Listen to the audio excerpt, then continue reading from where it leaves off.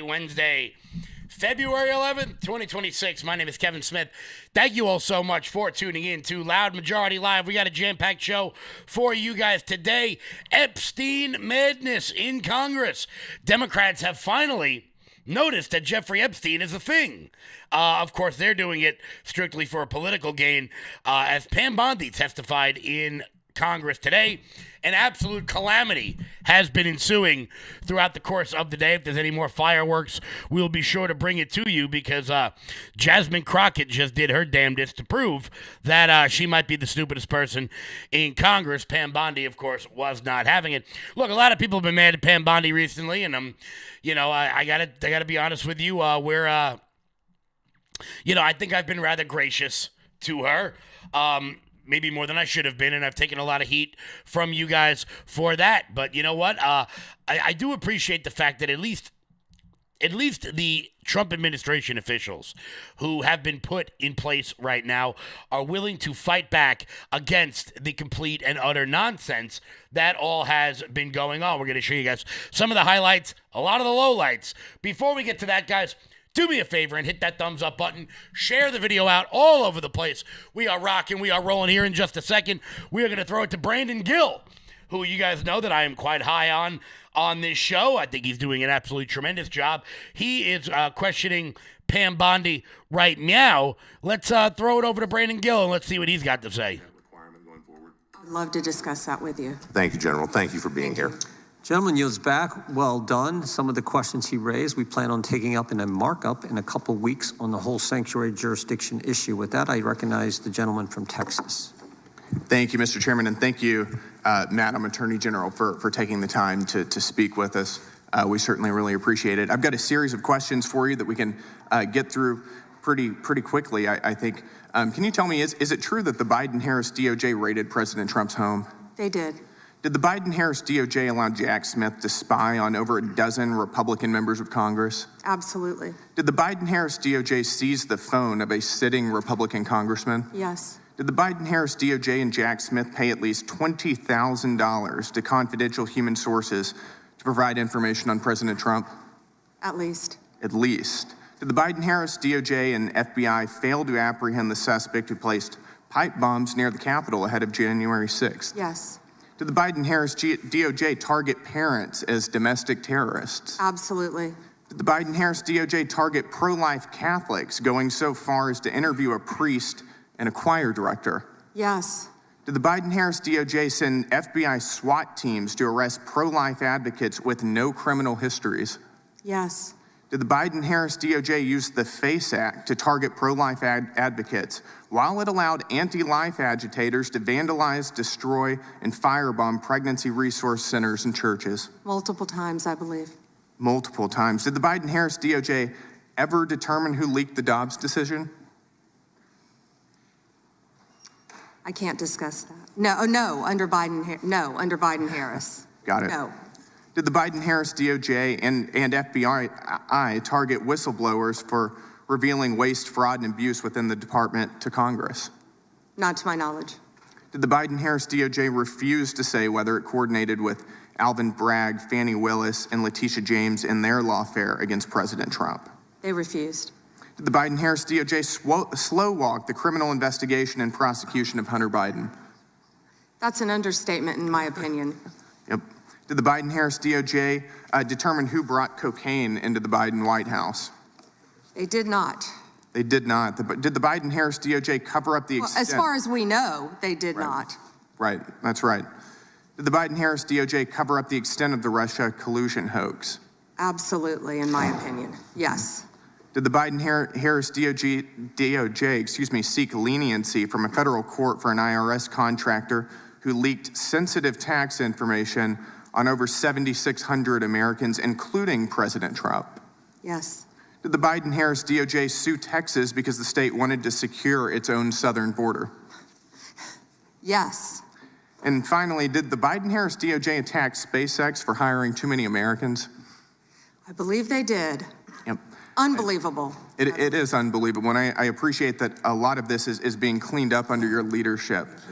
So thank you for returning the DOJ back to its core focus, which is on the rule of law And I think that we see the results of that. At this point, you're probably not avoiding therapy because of stigma. That's what happens when you watch stuff on YouTube. Give me 1 second here, and we'll go back to Brandon. Give me 1 sec here. Sorry about that, guys. The extent of the Russia collusion hoax. Absolutely, in my opinion. Yes.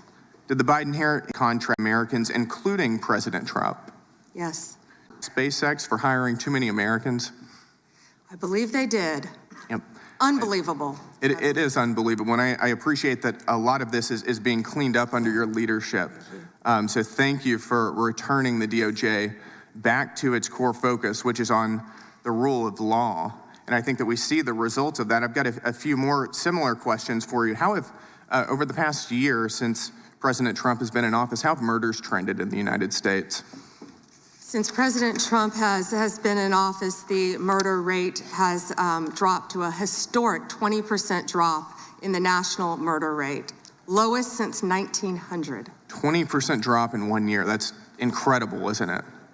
And that's thanks to the incredible men and women of law enforcement, FBI, DEA, ATF, everyone working together to solve violent crime, along with our sheriffs, our local law enforcement, working as a team throughout this country, and our great state and federal prosecutors. Yep. And how have robberies trended? Have they gone, even if they've just gone down? Robberies, all violent crime, all violent crime has decreased, as well as robberies. So murders, violent crime, the country is more safe now, it's fair to say, would you agree, than it was a year and a half ago under Joe Biden? Absolutely, and Director Patel is working tirelessly to catch those, I'm sure you've been seeing, on the most wanted list. He and Deputy Director Bongino from day one said, we're going to get the most wanted list, and that's what's been happening, working hand in hand with all of our agencies. Yep. And I want to thank you for that. Thank you for the work you've been doing to refocus the DOJ again on doing your core job. We're very happy with it, and I'll yield the remainder of my time to the chairman. I appreciate it, gentlemen. I would just say earlier, one of the Democrats said that they said, who are you, who you are? And I think you're the Attorney General who I think on the first day disbanded the FIDF, first day on the job, rescinded the memo that required spying on parents that Mr. Garland had issued, and stood up the weaponization working group. I think you did that all on day one. Day one. Not to mention, you're the first Justice Department that's put in place, as we've talked about earlier, this Deputy Attorney General for combating fraud. So we appreciate that, and of course, all the things that Mr.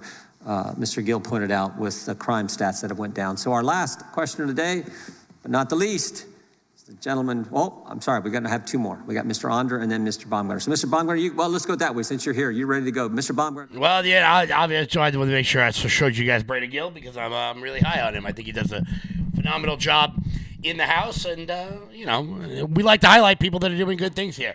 But there have been fireworks all throughout the day in the Epstein hearing. Now, I want to be clear. I've said it before, and I'll say it again. Either either unalive every person involved in this or shut up about it. With wall-to-wall, it's between Epstein and Savannah Guthrie's mother, it seems to be the only thing anybody's talking about in the news today, despite the fact that not today, for the last, couple of weeks. Now, look, do I think it's an admirable goal of people like Ro Khanna and Thomas Massie to want to get this information out there? I absolutely do. But they did a lot of bitching and moaning today about how they forced all of this stuff to come out in a rapid pace and then got pissed off when it didn't come out exactly the way they wanted to. It turns out going through 3 million documents, probably a bunch more of that, is incredibly complicated. And of course, the more and more and more and more and more that comes out about the Jeffrey Epstein scandal, the more and more and more and more we're finding out that it turns out President Trump had nothing to do with it. Had nothing to do with it, so much so that ABC News was forced to report this. This morning, a new document coming to light claims in the mid-2000s, President Trump called police about Jeffrey Epstein. Among the 3 million Epstein files released by the Department of Justice last month is a 4-page FBI report on an interview the Bureau conducted in 2019 with a man believed to be former Palm Beach Police Chief Michael Reiter. Reiter and his detectives began investigating Epstein for human trafficking in 2004. According to the document, Trump called Reiter around that time and said, "Thank goodness you're stopping him. Everyone has known he's he's been doing this. Writer also says Trump said he threw Epstein out of his club, and he was around Epstein once when teenagers were present, and Trump got the hell out of there. The former police chief says Trump told him to focus on Epstein's associate, Ghislaine Maxwell, saying she is evil. Did you have any suspicions that he was molesting young women, no, I had underage no women? idea. I had no idea. Trump has long denied having any knowledge of Epstein's crimes, but Writer says Trump was one of the very first people to call when people found out that they were investigating Epstein. So, of course, ABC News has to caveat it with a picture of them together, despite the fact that 10 years ago, the Palm Beach police chief was looking into Jeffrey Epstein and has decided to thank him for going after this person. Now, it is frustrating because while, how do I say this? I'm not saying it's not important. It's incredibly important. And as I've said, I hope we unalive every single person who is involved with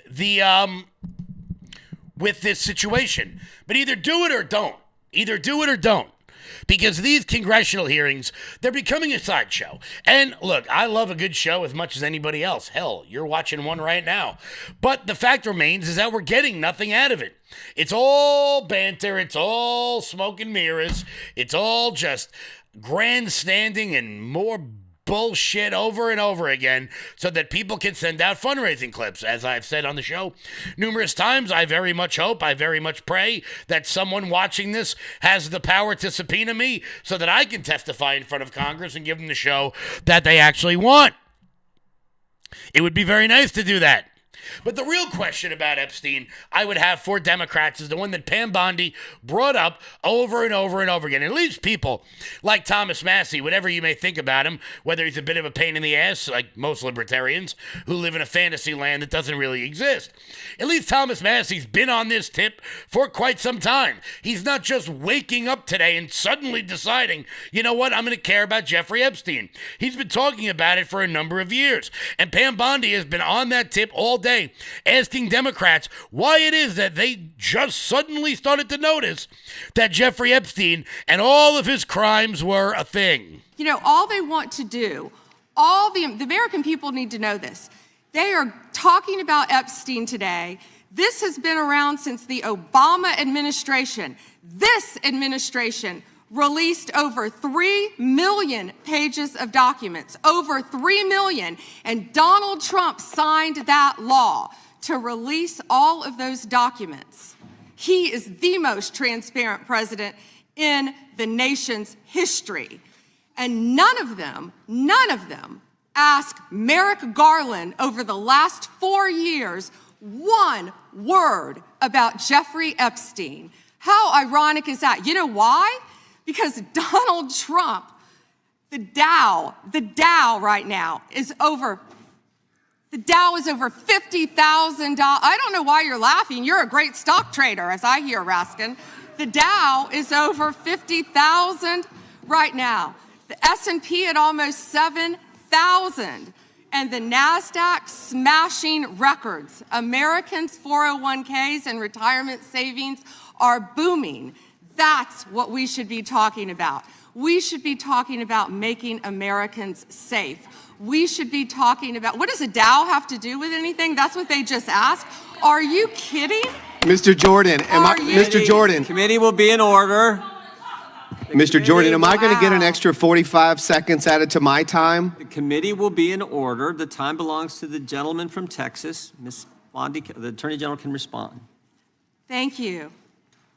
The Dow. Now, real quick, I mean, Pam Bondi, you're a lawyer, for Christ's sake, so you'd think you might be able to get through a pre-prepared speech, which, let's be honest, that's exactly what that was, but she seemed to step on the lines, which kind of really, that really kind of negates your argument. But the point she's trying to make, or the point she tried to make there, is that people don't want to talk about the success the administration is having, so instead they're going to try to drag in, which is what they did all the livelong day today. Now, have they fumbled the Epstein release? 1,000%. Has Pam Bondi fumbled it in a very serious way? 1,000%. Do I wish that they were doing better on this? 1,000,000%. But it turns out that when these documents come out, there's really nothing to see here in terms of President Trump. Now, why they are acting in this sort of way, I do not know. Why they redacted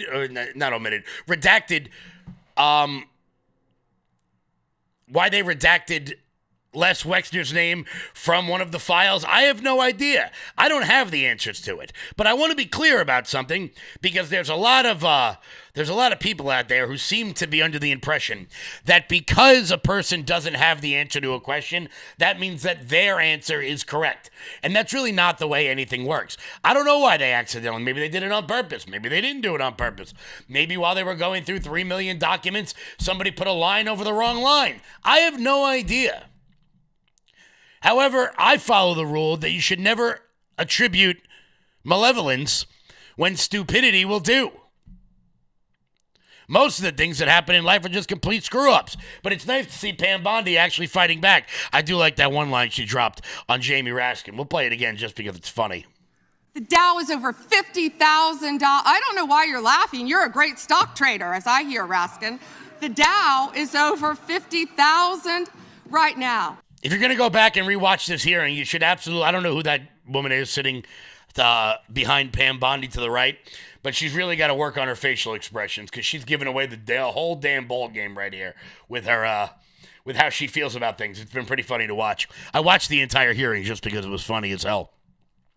But it's nice to see that some people in this administration are actually beginning to fight back against the nonsense, Pam Bondi being one of them. Now, look, as I've said, I haven't really been too happy with how she's conducted not only this investigation, but many investigations in their totality so far. But it's nice to see that she's actually just not going to take all their bullshit and follow all their nonsense lines. Here she was fighting back again. I find it interesting that she keeps going after President Trump, the greatest president in American history. And if they could maintain their composure, this isn't a circus, this is a hearing. I find it interesting she keeps going after Donald Trump. She doesn't say how much money she took from Reid Hoffman, did you? None. And nor did Mr. she Chairman, post regular anything. order, please. She regular posted order. nothing on her X account, on her Twitter account during the Biden years. Now, the majority of this hearing was Jamie Raskin asking for regular order. I don't know why. He's not the ranking member. He's not really anything but a ridiculous grandstander. Of course, he wasn't the biggest grandstander of the day. That would, of course, go to Jasmine Crockett, who shows that not only does she have no substantive arguments, but that she's just dumb. She's just really, and I have no problem with people who grandstand. I really don't. It's an important political tactic. She's spent her 5 minutes going on some insane rant about all the things that the Trump administration weren't doing. They didn't do this, and their rogue Gestapo agents are out there shooting citizens in the street, which, of course, they aren't doing. Then when Pam Bondi went back at Jasmine Crockett, was she not too happy? But she put on her. You could hear her going, Thank you, Congressman. Thank you, my friend, for many years. I find it interesting that she didn't even want to try, Congresswoman Crockett, to ask any questions, because she certainly did not condemn her leader, Hakeem Jeffries, for taking money from Jeffrey Epstein after Epstein was convicted. And I will be brief to give you your time, Congressman. This is what she didn't want to talk about. Texas, from Cuba, convicted, homicide, arson, weapon offense. Convicted. So what we talking about? Convict some of these perpetrators that rape these women that are sitting behind you, that you refuse to even acknowledge they are here. Time belongs to the gentleman from Kansas. Mr. Chairman, could I have a few seconds back to make up for the yelling? Thank you. And then, of course, she stormed out of the room. But make sure you put on that hood mentality right there. First off, you're not tough, Jasmine Crockett. You change your accent based on who you're in the room with. That's a discernible fact. We've showed it to you before. When she ran for office, she was a hell of a lot more prim and proper when she wanted people's votes. But now she finds a way to try to act a little bit tougher when she's in. Like, you're not tough. You're from Houston or Dallas, whatever. You're not tough, hon. You I think that's what annoys me the most. just great. Because look, she's running for Senate. She's going to lose. She'll probably still keep her seat in the House of Representatives. I'm not really sure why. But there were some bright spots. There were some bright spots in the day. Andy Biggs decided to have himself a little bit of fun. Andy Biggs, who can always be counted on to stand up for the truth and actually not be afraid of all of these cowards. On that topic. Because we want to lead the way in the space on that, so we appreciate the help. And with that, Mr. Chairman, I'll yield back 10 seconds. Gentleman yields back. We'll recognize the gentleman from Arizona for unanimous consent. Thank you, Mr. Chairman. I have a number of UCs. Gentleman can proceed. Thank you. Bombshell new docs show Trump called police about Epstein in 2006. Without objection. Kamala Harris defends Biden administration decision not to release Epstein files. Without objection. Why weren't they released during the Biden administration? Without objection. House Democrat Stacey Plaskett exchanged texts with Epstein during 2019 congressional hearing. Without objection. New York judge allows Epstein victims' claims against Plaskett to proceed. Without objection. Hakeem Jeffries solicited funding from Epstein in 2013 after financier was convicted child sex offender. Without objection. Jeffrey Epstein was invited to dim fundraising dinner and to get to know Hakeem Jeffries by firm working with Brooklyn's Barack. Without objection. An email from Leslie Groff to Jeffrey Epstein concerning Hakeem Jeffries fundraising. Epstein file says Biden was replaced in 2019, question mark? Without objection. Thank you. Gentleman yields. I won't lie, I won't lie, that last one's kind of weird about Biden being replaced. Not even going there, not going there, not doing it. If you want that, go somewhere else, because I'm just not playing that game.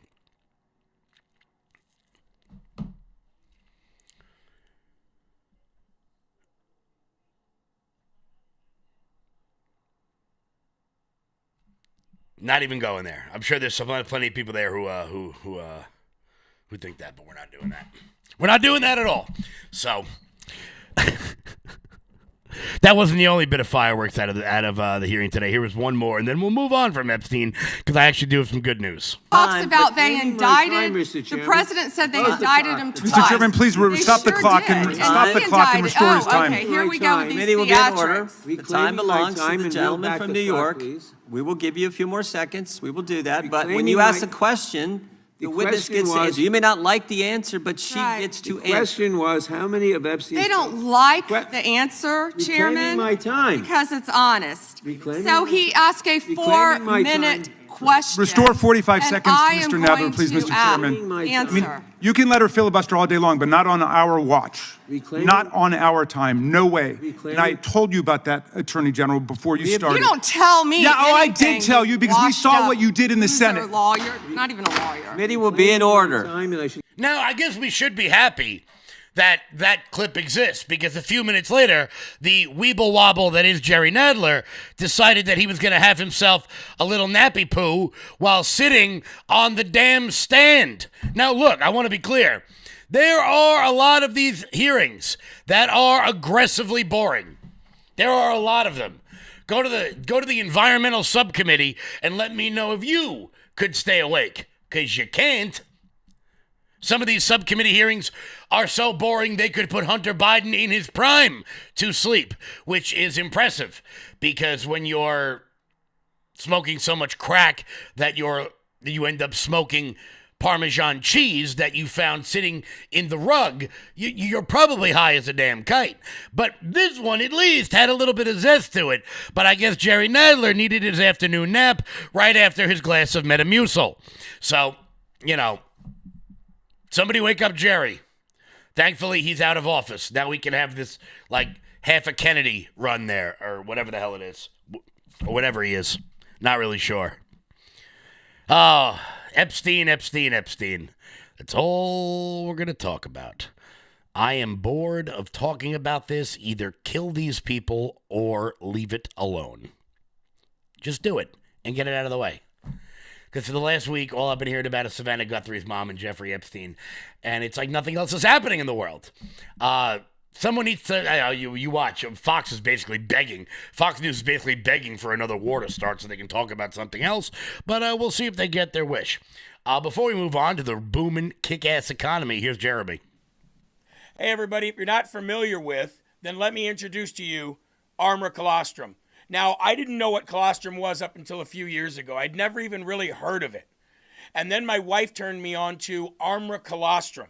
And what colostrum does is it helps regrow your hair. Not gonna lie, that's the reason that I started looking into it. But then I started noticing some other things that I could benefit from. I used to get acid reflux very badly. I used to bloat very badly. It felt like I was 10 or 15 pounds heavier than I was until I made Armra Colostrum a part of my everyday schedule. And now things have changed so very much. Let me introduce to you what Armra Colostrum actually does and what it looks like. In a study measuring immune cell response to toxin, Armra Colostrum performed 32% stronger and faster than other colostrum companies. 400 plus bionutrients activated in your life, in your body, to help regrow hair, strengthen your gut health, regrow your nails, toenails, and fingernails healthy, get rid of fungus, stop bloating, and more. And now you can get yours right now for up to $18 off each and every purchase at tryarmra.com. Promo code LFATV. Click the apply button once you've entered the code and watch your discount fall off. That is tryarmra.com/LFATV. Order now. Guys, head on over to tryarmor.com and use promo code LFATV. That's tryarmor.com, promo code LFATV. So, last night, a horrific story out of British Columbia, Canada, where a mass shooting took place where at least 10 people died, including the suspect.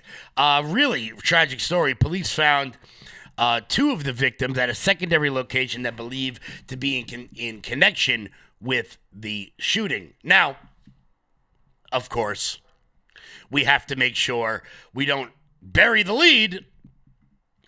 We have to make sure we don't bury the lead here.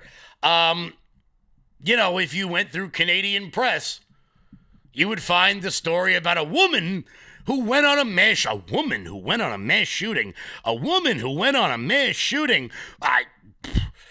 That's weird. You don't get that a lot. You don't get a lot of women going on mass shootings. And then you see this clip, and you think to yourself, well, why the hell would local police refer to the shooter as it's kind of weird. That includes the deceased gun person. Okay, and then separately, do you know the gun person's relationship to the gun person?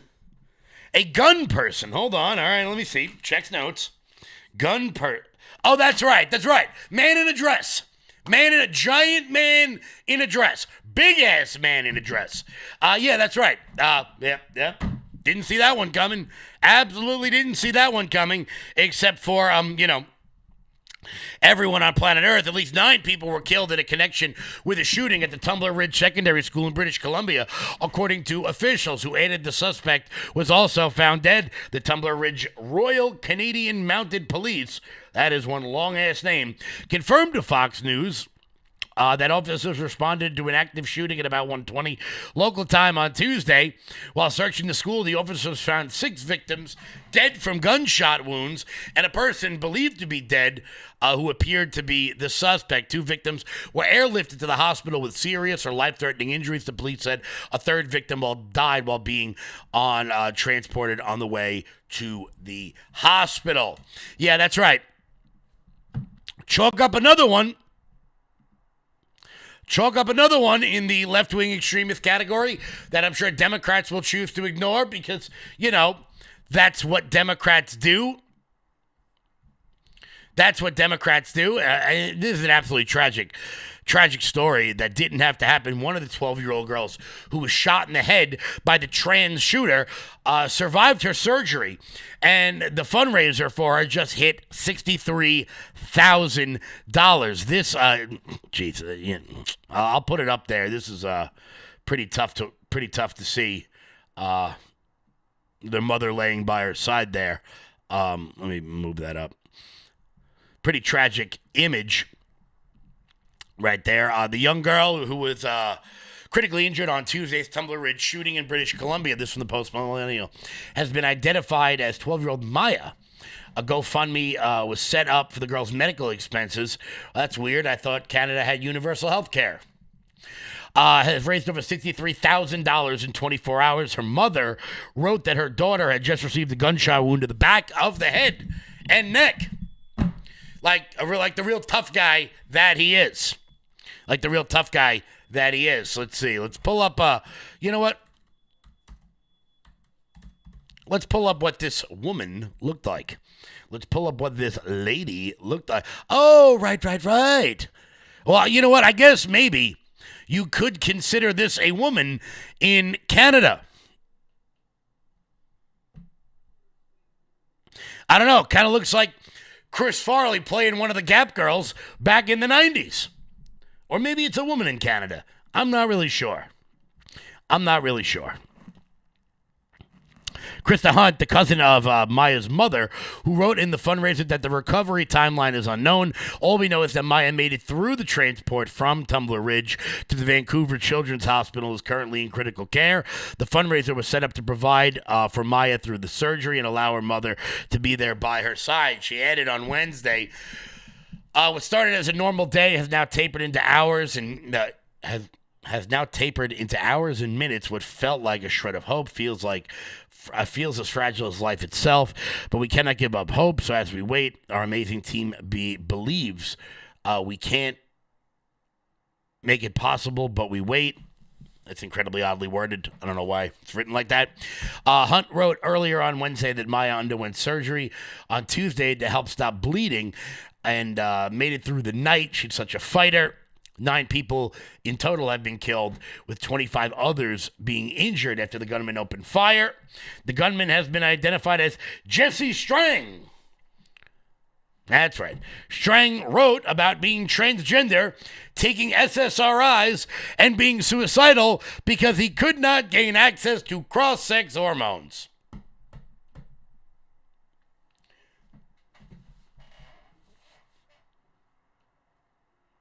I'll just leave it there. What's that? 30? 30 now? Well, I guess because it's Canada, it doesn't really count as an American mass shooting. So, Democrats will pretend that it's not their problem when really it's just a problem of their own making. But who is he? Well, the Canadian authorities have claimed yet to confirm the identity. The Canadian-based news outlet Juno News spoke to the suspect's uncle, who revealed that Jesse was a trans woman, age 18. Of course, this is from Canada, so I have to change all of the words to make it truthful. Let's try that sentence again. Except this time with the truth. Aged 18, he was found dead from what is believed to be a self-inflicted gunshot wound. The active shooter alert was released by the police. They said that the suspect was described as a female in a dress with brown hair. A YouTube account purportedly owned by the suspected shooter shows that Jesse used she, her pronouns. That's right. So I want to be clear. This is how insane this ridiculous ideology has gotten to. The police get on the phone. We've got an active shooter at a high school. What does the suspect look like? She is wearing a dress. So if you're a police officer and, you were planning on going into this place, going into the school to confront the shooter, and you were looking for a she in a dress, and you got Chris Farley here, you probably wouldn't know what you were doing, because that is not a she. And if that offends you,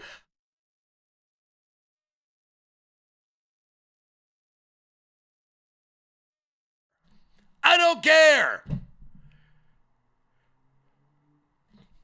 Had to lower the volume on that one. I live in reality, and I'm not going to distort reality to pamper your sensitive sensibilities. Sensitive sensibilities? Can you say that? I'm not really sure. Whatever. The police go into an active shooter situation looking for a woman in a dress, and that's the person they're looking for. What could possibly go wrong? What could possibly... Luckily, the shooter, being the real tough guy that he is, took his own life before the police could get there. Because, he's got to go out in a blaze of glory and take 9 people with him, including his family. That's right. That's right. The 2 people that were found at a secondary location, yeah, he killed his whole family. So not only was killing his entire family not enough for him to gain the worldwide notoriety that he so desperately felt because he was, I don't know, pampered his entire life in a first world country where he doesn't know how good he actually had it, where if he wanted to cure the condition he had, maybe he should have just went outside, got off of the Reddit, got off of the video games, maybe went to the gym. That would have cured, some of the problems. I don't know. I'm not a doctor. I just, live in the real world. Because of all that, a family is dead. 8 other people are dead. 25 people are shot. But the news media in Canada wants to make sure they respect the pronouns of the mass shooter. No, I'm good. I think I'll just exist here amongst the normal people. And by normal, I mean the ones who, see reality. If that's upsetting to you, if you want to write an email, I don't really care. I don't care.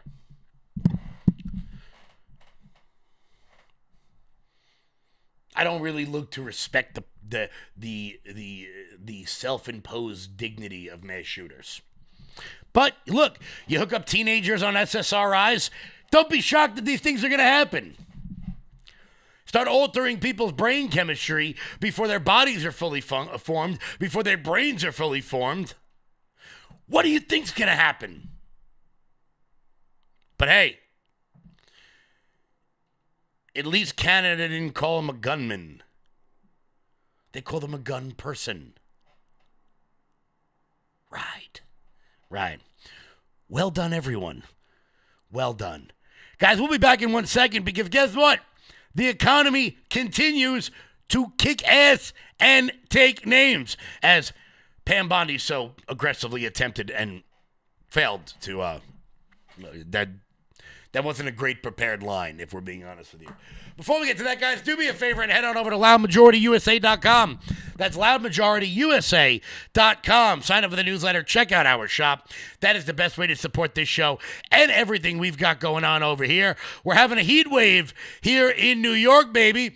It is finally over the freezing mark for like 2 days in a row. Maybe not t-shirt weather yet, particularly for you ladies out there who like to wear your hoodie in August for no discernible reason whatsoever. Make sure you guys go pick up your FA equals FO hoodies. They're flying off the shelves. You guys are going to want to pick those up real quick. Head on over to loudmajorityusa.com. Angel of Depth. How are you? Watching on X. Always love my X. Always love all the people watching on X. Make sure you guys hit that thumbs up button, hit the like button, hit the share button, repost it, do all that good stuff because we got some great economic news coming forward. So, the January jobs numbers are out. Now, yesterday, Peter Navarro went on television and really did his best to temper the expectations of the jobs report. And many people on the radical left jumped on this. Oh, did they jump on this? As quick as they can. As Peter Navarro said, look, guys, don't be shocked if the January jobs numbers are not astronomical. We did a lot to cut federal jobs. We deported a lot of illegal immigrants. So perhaps the jobs numbers aren't going to be that great. One thing I want to note, the jobs report's going to come out tomorrow. Yeah. we have to revise our expectations down significantly for what a monthly job number should look like. When we were letting in 2 million illegal aliens, they're coming in. We had to produce 200,000 jobs a month for steady state. And by the way, all of the jobs that we were creating in Biden years were going to illegals. Americans were going to the unemployment lines. That's totally reversed. And now 50,000 a month is going to be more like what we need. So Wall Street, when this stuff comes out, they can't rain on that parade. They have to adjust for the fact that we're deporting millions of illegals. That's a good out point. Of our job market. But it sounds like you're expecting a weak number tomorrow. No, not expecting a weak number. I'm just saying that going forward, when we see a number under 100,000, we don't wring our hands. We say, yeah, that's going to be steady state. Peter, great to see you. It's all good, Maria. Always great to be with you. Thank you so much for being here, Peter, and for your analysis always. So Peter Navarro went on TV yesterday and told everybody, look, everybody breathe if jobs numbers are not that great. Everybody just take a giant breather. Well, turns out the jobs numbers came out, and they almost couldn't be better, nearly doubling expectations. Non-farm payrolls for January coming in twice expectations at 130,000. 130K, that would be the juiciest going back to April of last year when it was 158. Now, if we look at a couple of months worth of revision, they came in at minus 17,000. Now, let's look for average hourly earnings month over month, up 0.4. That's 1/10 higher than both looking back and looking forward. 0.4 would equal October last year. You are all the way back to the summer of 24 to find a higher month-over-month earnings number. Let's go year over year. 3.7 exactly as expected. 1/10 light to 3.8 in the rearview mirror. So how does that stack up? 3.7 would be the lightest since it was actually 3.6. Thanksgiving of last year.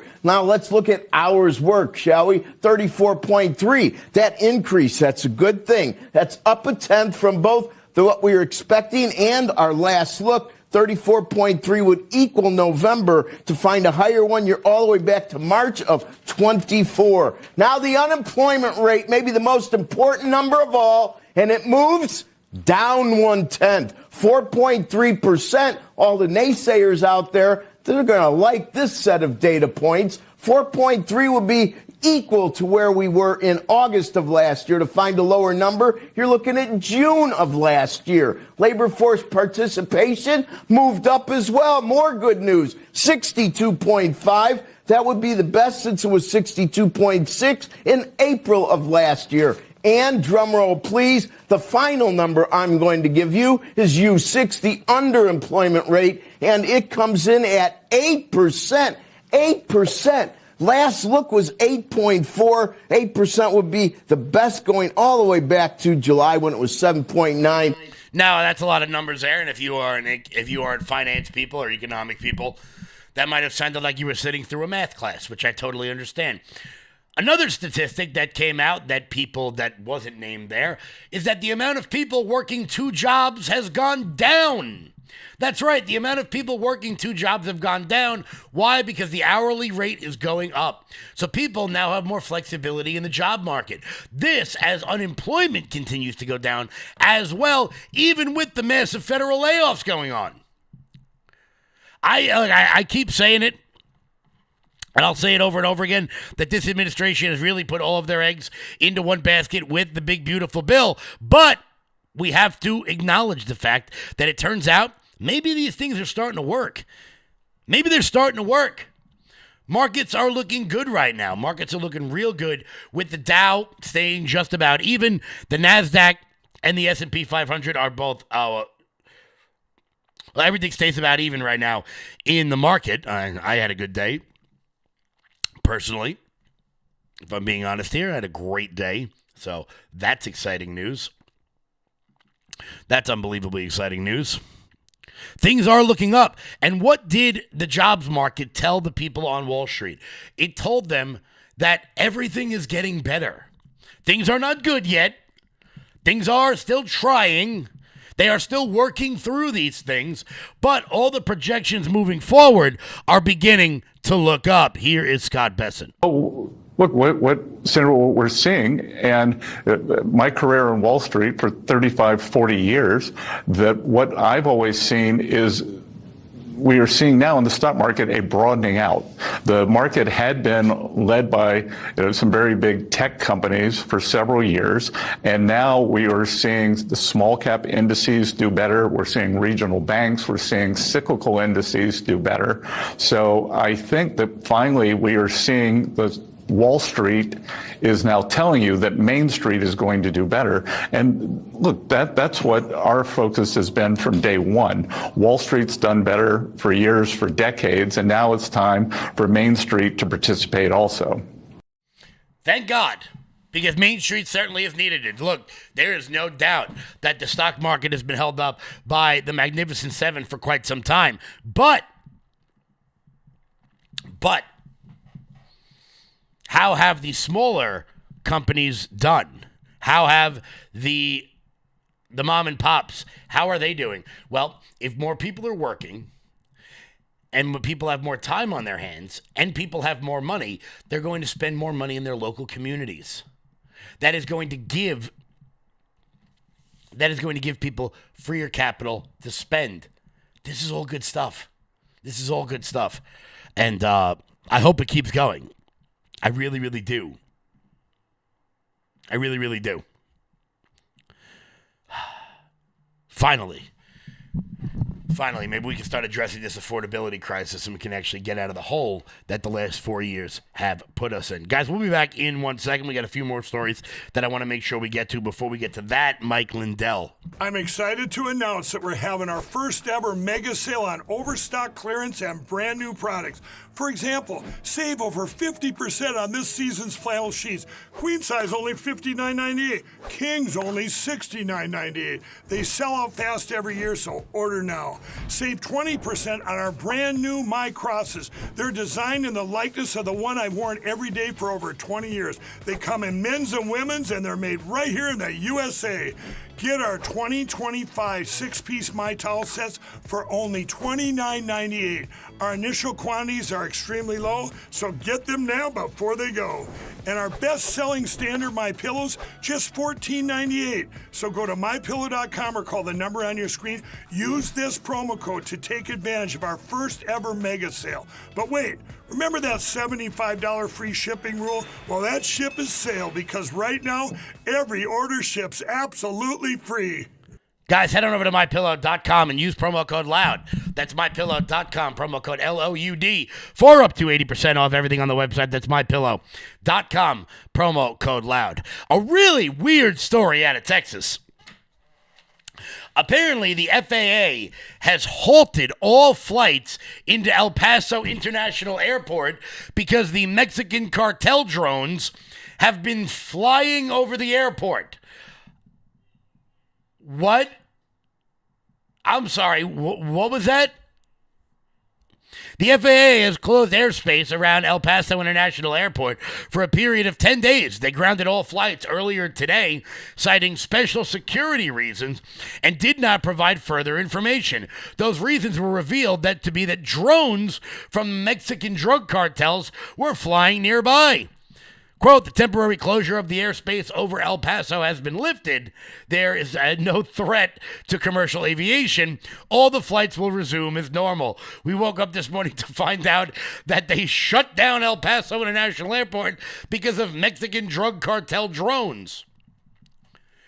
Hard to believe the people of Texas allowed that to happen without just, shooting them out of the sky. I mean, not for nothing.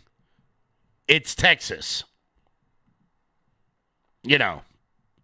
Everyone is armed, which is great, which is good. We should do more of that. Also, there's a bright spot heading into the midterms. And I know that I have been all doom and gloom when it comes to the midterms and what's going to happen and the bloodbath that I think is going to ensue. But there is one bright spot that could be really showing signs of relief for the GOP. It turns out that Democrat strategists are warning that fundraising might make the difference in the midterms. That's right. A new report from the New York Times finds that this from the Blaze finds that the Republican Party is overwhelmingly beating Democrats in the fundraising race, that Democrats are panicking ahead of the midterms. Democrats have about $173 million in their campaigns, while Republicans have more than twice than that when their debts are taken into account. That is going to make Democratic political strategists sound the alarm. Quote, any Democrat who isn't concerned right now isn't serious, said Democrat Super PAC founder Bradley Baycock. That name must have been rough in grade school. Yes, Democrats have momentum on our side, but and a wide opportunity map, but they have a glaring disadvantage when it comes to money. Democratic strategist Jesse Ferguson said Donald Trump has 99 problems going into the midterms, but money ain't one. Worse still, some are pointing out that Kamala Harris's presidential campaign had a historic advantage in campaign donations, but still lost. The report does note some bright spots for individual campaigns for Democrats. For instance, the top 5 fundraising Senate candidates are all Democrats, only 2 of whom are incumbents. But even when those advantages are threatened by pending Supreme Court decisions that could hamstring how much they can spend on TV ads, Republicans have already planned how to use the ruling to their favor if it goes that way, and they believe they will. He's sitting on a huge war chest to help these people, and he'll use it, said the White House Chief of Staff Susie Wiles of the president during a podcast interview. Top Republicans' clear advantage. They also have the future hopes of raising even more money from pro-Republican sources. Of course, among these are Elon Musk, who is back on board after the public split with President Trump, as well as other leaders in cryptocurrency and the artificial intelligence industry. Democrats hope that the mix of polling results for Trump will help them regain the Senate and possibly the House in the midterm. Look, I got news for you. I'm not worried about the Senate so much. I think we'll keep the Senate, but the House is very much in jeopardy. The House is very much in jeopardy, and I think Republicans need to really, seriously consider removing head from ass and start engaging with the people who are going to win them this election. That's the activist base. That's the young people. And if they don't, we're in serious trouble. There's no way around it. There's absolutely no way around it. Guys, we got one more story we're going to get to in just a second. Before we do that, head on over to LFATV.us. That's LFATV.us. That is your home base, your mothership, your landing pad for all things LFATV related. Check out the LFATV store, and while you guys are there, consider becoming a monthly donor over at LFATV. That's the best way. That's the best way to support this network and everything we've got going on over here.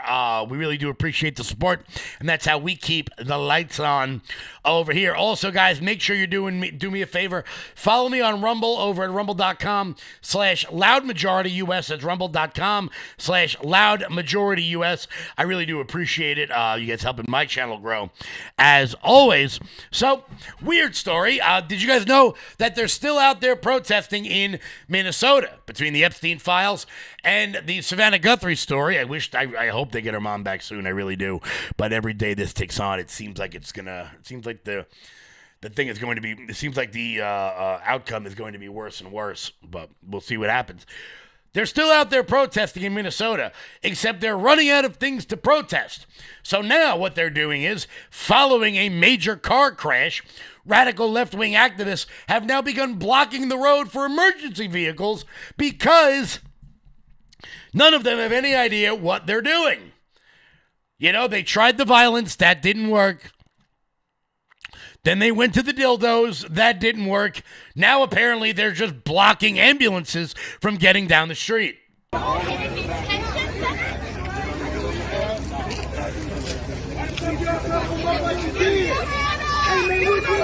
Jesus Christ. Is this person Yeah, ICE chased them. As far as I didn't witness it, but that's my understanding. Please don't tell me they're dead. I don't know.